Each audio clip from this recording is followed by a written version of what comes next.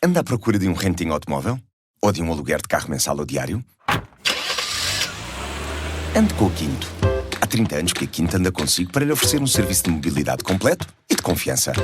Vá a quinto.pt e descubra as soluções que temos para si, com tudo incluído. Quinto, há mais de 30 anos a andar consigo. Le pacifisme et tout ce qu'il repose, il est à l'ouest. Et les euromissiles, ils sont à l'est.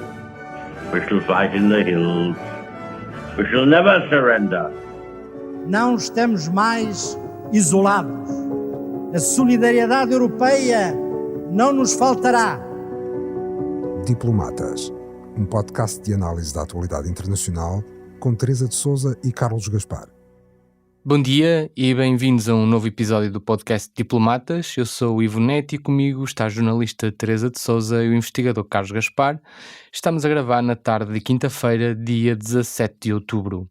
Volodymyr Zelensky está nesta quinta-feira no Conselho Europeu a apresentar novamente o seu plano para o fim da guerra. Apresentou-o nos Estados Unidos e fez ontem uma apresentação no Parlamento ucraniano. São pontos que o nosso jornalista João Ruela resume deste modo: um convite incondicional para a NATO, autorização para atacar alvos russos, uma dissuasão não nuclear, exploração de recursos naturais e um plano pós-guerra são as chaves do plano do presidente ucraniano. Carlos, desta proposta que Zelensky apresentou no Parlamento ucraniano, o que é verdadeiramente possível e o que é impossível? Este plano é, de certa maneira, uma etapa. Ele está a ser construído lentamente em conversações sucessivas com o Presidente dos Estados Unidos, com os principais aliados europeus e certamente também com as forças políticas e militares na Ucrânia. Está a ser construído há vários meses, tem sido sucessivamente apresentado, imagino eu também em versões sucessivas. Nós não conhecemos senão um esboço e tem alguns capítulos que são capítulos reservados, que não foram divulgados. Aquilo que nós podemos dizer é que o essencial desta iniciativa revela, em primeiro lugar, que Zelensky está aflito, não é o único, com os resultados da eleição norte-americana, está numa situação difícil na frente europeia e, obviamente, no campo de batalha também as coisas não são fáceis, embora a grande ofensiva russa, mais uma vez, tenha tido resultados muito limitados contra a resistência ucraniana. Zelensky quer, é a fórmula dele, que a Ucrânia seja forte para poder negociar a paz, que não seja uma capitulação ou uma rendição.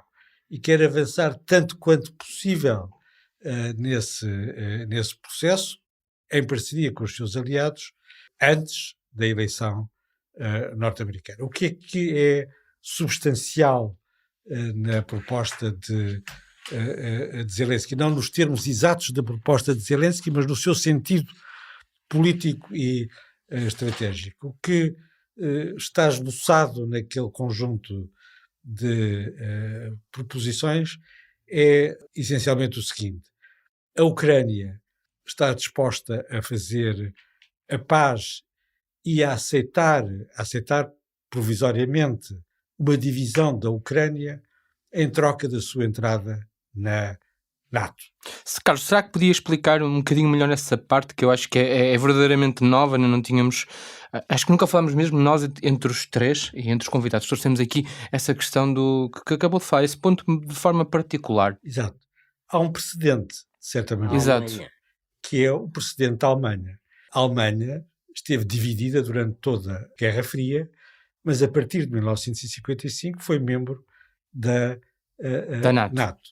Do ponto de vista da República Federal Alemanha, a Alemanha Oriental era um território ocupado pela União Soviética, enquanto do lado da Alemanha Ocidental as tropas norte-americanas, britânicas e francesas já não eram tropas de ocupação. O regime de ocupação termina antes da Alemanha se tornar membro da NATO. Eram tropas aliadas que estavam no território alemão a pedido das autoridades legítimas da República Federal da Alemanha. E a fronteira entre a República Federal e a República Democrática Alemã não era uma fronteira internacional. Era apenas uma linha de demarcação, porque, desde logo em termos constitucionais, a República Federal da Alemanha não aceitava como definitiva a divisão. E esse é o ponto de partida, aliás, para a sua unificação em 1990. Claro que ninguém acreditava na unificação da Alemanha, a não ser os nacionalistas mais devotos, e mesmo quando ela se tornou uma possibilidade efetiva, em 1989, não era evidente que ela se pudesse realizar. Mutatis mutandis, nós podemos admitir um cenário em que a Ucrânia está dividida, há uma parte, um quinto da Ucrânia que está ocupado pelas tropas russas. A Ucrânia não tem que reconhecer como definitiva essa ocupação, mas pode aceitar que exista uma linha de demarcação. Mas, entretanto, a sua segurança contra uma nova invasão é garantida pela entrada na NATO, que, tal como no caso da República Federal da Alemanha, garante o status quo sem excluir a possibilidade futura e eventual de uma reunificação da Ucrânia. É nesse quadro que há um debate realista, se quiserem, pode haver um debate realista sobre a entrada da Ucrânia na NATO, e é isso que está, de certa maneira, não inscrito, mas implícito no plano da vitória de Zelensky. E seria certamente uma vitória chegar a uma fórmula de tipo, mas, obviamente, do outro lado, nós podemos duvidar que a Rússia queira terminar as hostilidades. Teresa, pegando aqui num ponto que o Carlos falou e de certa forma do receio de Zelensky, além destes pontos que são mensuráveis e facilmente perceptíveis, há aqui um que também está subentendido e que tem sido muito complicado para Zelensky gerir, particularmente desde outubro de 2023, que é a agenda mediática. Nós estamos a caminhar para o terceiro ano da guerra, e como é que Zelensky consegue manter, de facto, a guerra da Ucrânia na agenda internacional? Sim, aí o problema maior tem sido a concentração das atenções dos aliados da Ucrânia no Médio Oriente, naturalmente, numa situação também muito complexa, embora com muito menos impacto futuro na ordem internacional do que é o desfecho da guerra na Ucrânia, e Zelensky tem de mobilizar a atenção dos aliados, de os concentrar outra vez no momento decisivo em que esta guerra está, e tem também de dar alguma satisfação, alguma perspectiva aos próprios ucranianos. Este plano da vitória também se dirige aos ucranianos. Hoje há 57% da população ucraniana, na última sondagem que eu vi, publicada na imprensa ucraniana, que acham que é preciso iniciar um processo de negociação com a Rússia. Ou seja, as pessoas estão cansadas, estão desesperançadas, veem que os aliados muitas vezes não dão à Ucrânia aquilo que ela precisa para fazer virar o jogo no próprio campo de batalha, embora falem muito e digam que vão com a Ucrânia até aquela prevalência neste conflito, mas ninguém aguenta com as privações, a destruição, as mortes, as vítimas que tem havido nestes 2 anos e meio. As pessoas precisam de uma perspectiva, e Zelensky visa também dar-lhes essa perspectiva. Como ele disse ontem, quando apresentou o plano na Rada, no Parlamento de Kiev, o plano depende dos aliados, europeus, e esta é a grande questão, porque apesar de tudo, ele fez uma ronda importante nos Estados Unidos, primeiro com Biden e Kamala Harris, também se encontrou com Trump, naturalmente, e depois encontrou-se com Macron, com Starmer, com Schultz, com Meloni. Não sabemos que tipo de reação, não há manifestações públicas destes líderes europeus que são fundamentais em relação ao plano de Zelensky. Biden chega hoje à noite à Alemanha, a Berlim, e isso é decisivo, é importante, evidentemente, que a Europa não está em condições de liderar este processo sozinha, e a prudência em relação ao apoio à Ucrânia tem vindo para além da Alemanha, sobretudo dos Estados Unidos. Portanto, apresentou o seu plano aos líderes europeus. Há aqui um momento em que devemos estar atentos para ver se há de facto um sinal, que seria óbvio no meu entender, porque o Ocidente e os Estados Unidos parece-me que não se podem dar ao luxo de perder esta guerra, não podem, seria um terrível sinal da sua fraqueza para o mundo inteiro. Há aqui um momento em que alguma coisa pode acontecer. Naturalmente, há 3 anexos secretos a este plano. Um deles eu não o percebo bem, mas diz respeito a criar na Ucrânia mecanismos fortes de dissuasão dos ataques russos. Não sei quais são os contornos. Uma dissuasão não nuclear, naturalmente, dos ataques russos. Portanto, ainda há aqui alguns aspectos sobre os quais nós não temos certezas absolutas. Ao mesmo tempo, hoje e amanhã há uma reunião da NATO dos ministros da Defesa. O chefe do Pentágono já chegou a essa reunião.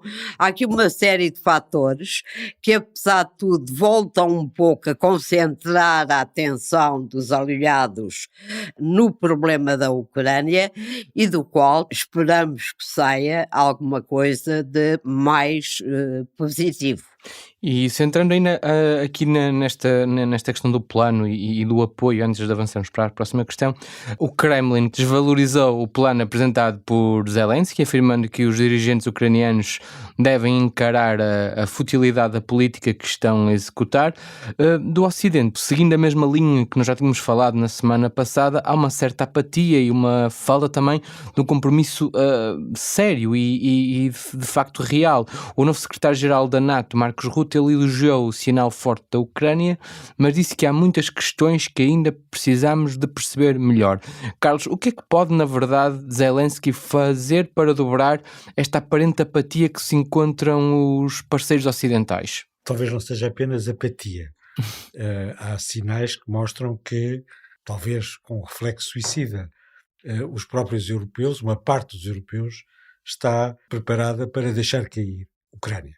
E não apenas uma eventual eleição nos Estados Unidos que escolha o candidato errado. E é a sensibilidade a essa situação que justifica esta iniciativa do presidente Zelensky. O que o presidente Zelensky vai dizer, já disse no Conselho Europeu e vai dizer aos ministros da Defesa da NATO, é aquilo que ele não nos diz a nós, que não partilha connosco e que pode esclarecer, efetivamente, não só as questões que a Teresa muito bem levantou, o que é um dissuasor não convencional, quais são os termos da participação da Ucrânia na defesa europeia, mas também, não é, se aquilo que ele não pode dizer publicamente, aquilo que ele não pode dizer na rada,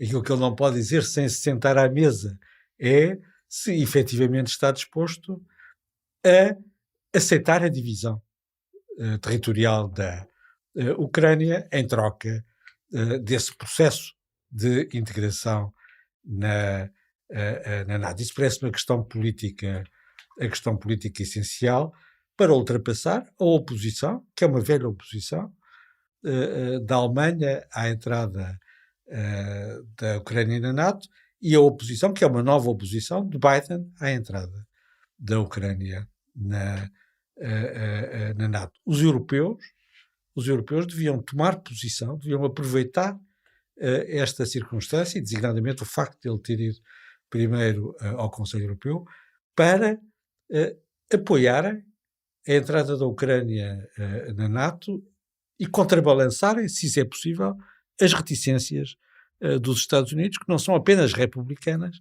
também são do lado do presidente Biden e do Partido Democrata, mas mesmo essa consciência de que os europeus, o Ocidente, talvez consiga sobreviver à queda da Ucrânia. A segurança europeia é que não pode sobreviver, não é? E, apesar de tudo, isso devia ter uma tradução política na resposta dos europeus nesta conjuntura. Há aqui uma oportunidade, efetivamente, aberta um pouco à força pelo presidente Zelensky, que de facto não desiste. Ele não desiste de lutar, é uma boa qualidade política.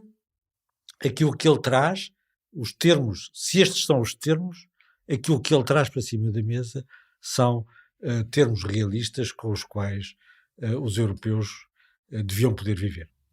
E, Teresa, partindo já de certa maneira para o próximo tema da nossa conversa, esta reticência de Joe Biden e do Partido Democrata pode também ter que ver com as eleições.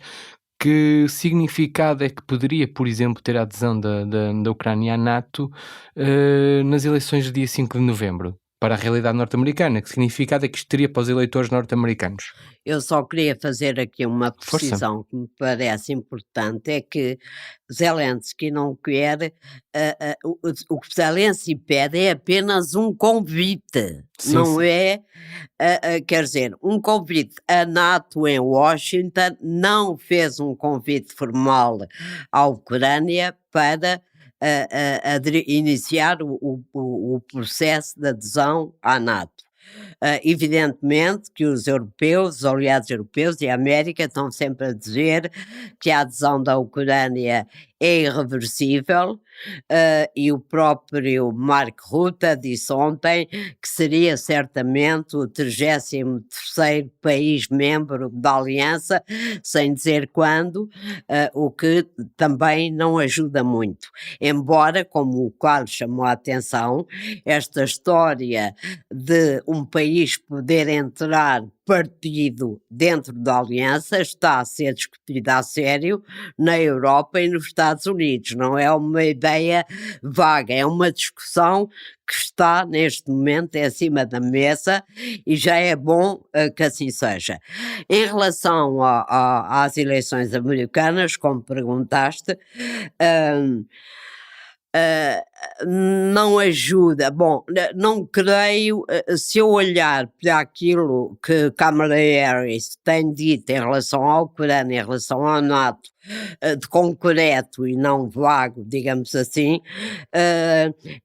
essas declarações têm sido marcadas por um cuidado de serem relativamente vagas.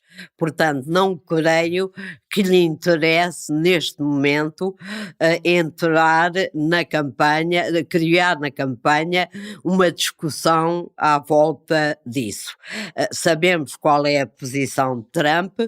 Trump não gosta da NATO, não gosta da Alemanha, não gosta da Europa, não gosta dos aliados europeus, não gosta nada da Ucrânia, o seu vice J.D. Vance ainda gosta menos, e com certeza utilizaria esse argumento, se isso fosse um tema de debate, para dizer que, lá está, Biden e Kamala querem levar os Estados Unidos para a Terceira Guerra Mundial, portanto, jogaria, como joga sempre, com medo, diria que era mais um encargo, diria que se os americanos já não devem proteger os 31 aliados ou os 30 aliados europeus que não pagam a devida conta por essa proteção, tinha mais um argumento para julgar e para lançar a confusão, que é aquilo que ele faz durante a campanha, é lançar a confusão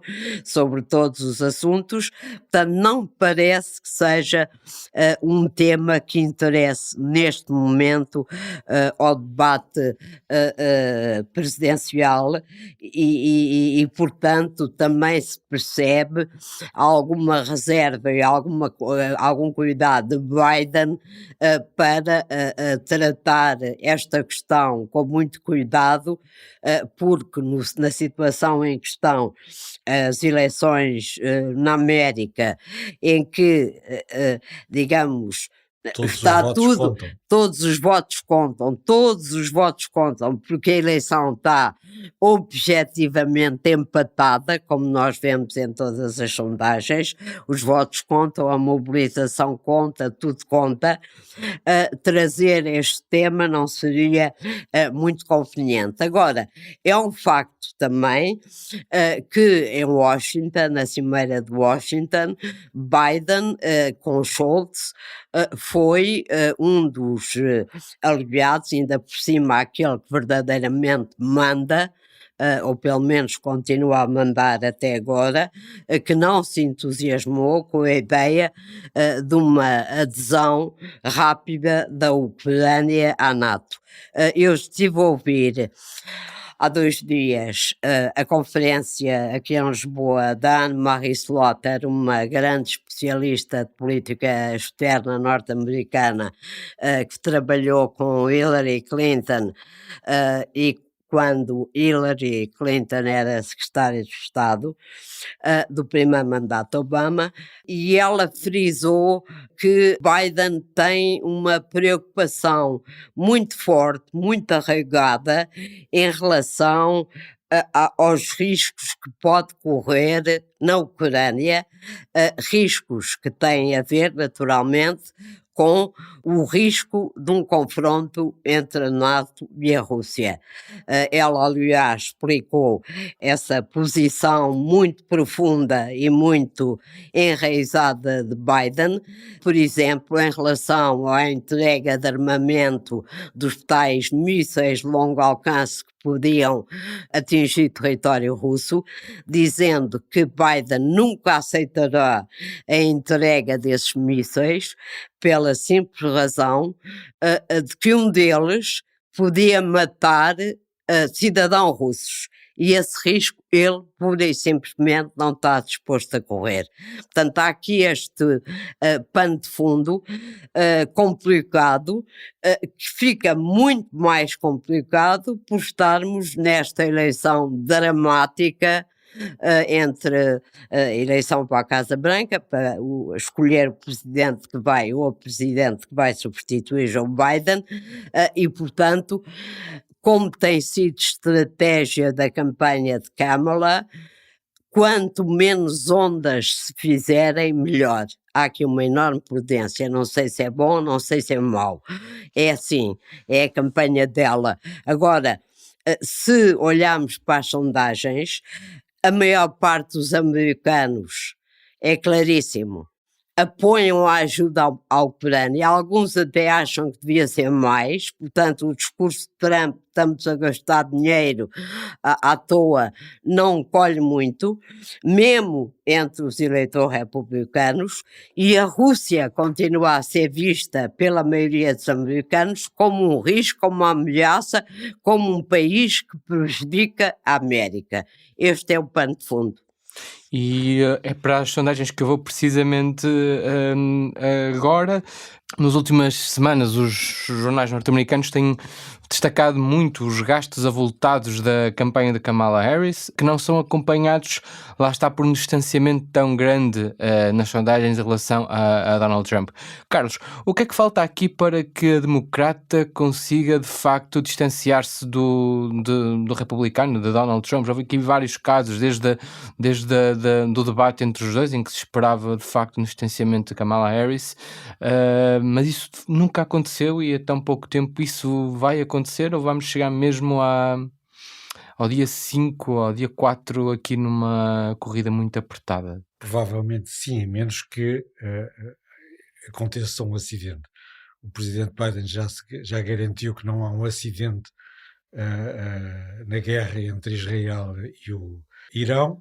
Também já deve ter garantido que não há um acidente na guerra entre a Ucrânia e a Rússia, mas em ambos os casos está em terreno escorregadio e nós não sabemos antecipar, não sabemos medir por antecipação qual seria o impacto de um acidente em qualquer um desses teatros de guerra. Conseguiram mesmo meter debaixo do tapete o último bloqueio chinês a Taiwan, portanto há uma espécie de concertação implícita para não haver, dos dois lados, para não haver uma demasiada saliência dos problemas de política externa, que ao contrário daquilo que é habitual, contam mais do que seria de esperar nesta disputa. E a Ucrânia também.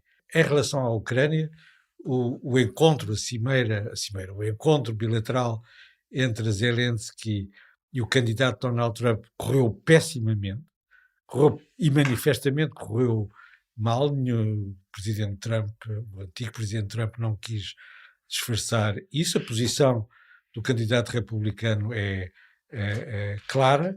No dia seguinte à sua eleição, ele começaria a negociar com os russos. Não diz sequer se a Ucrânia estaria à mesa, se há uma negociação direta. Kamala Harris tem uma posição prudente. Ela diz que, ao contrário, ela não negocia com os russos sem Zelensky, mas não diz se negocia com os russos sem os europeus. Essa questão está aberta e é relevante para os europeus. Espero que seja um dos temas que esteja na mesa na conversa entre Biden e Scholz amanhã. E nós estamos mesmo a terminar. Só uma nota para quem nos ouve: à hora que nós estamos a gravar ainda não existe nenhuma confirmação oficial da morte ou não de Sinwar, por isso é que nós não estamos a abordar o tema.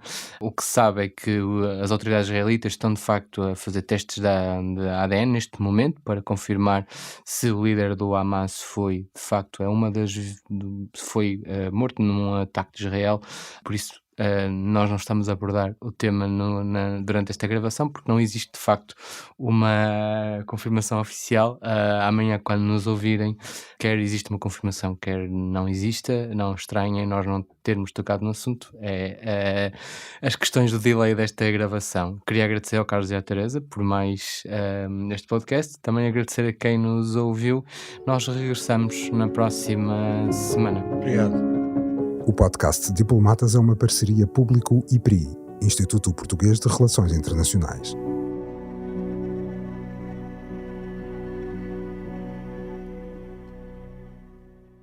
O público fica no ouvido.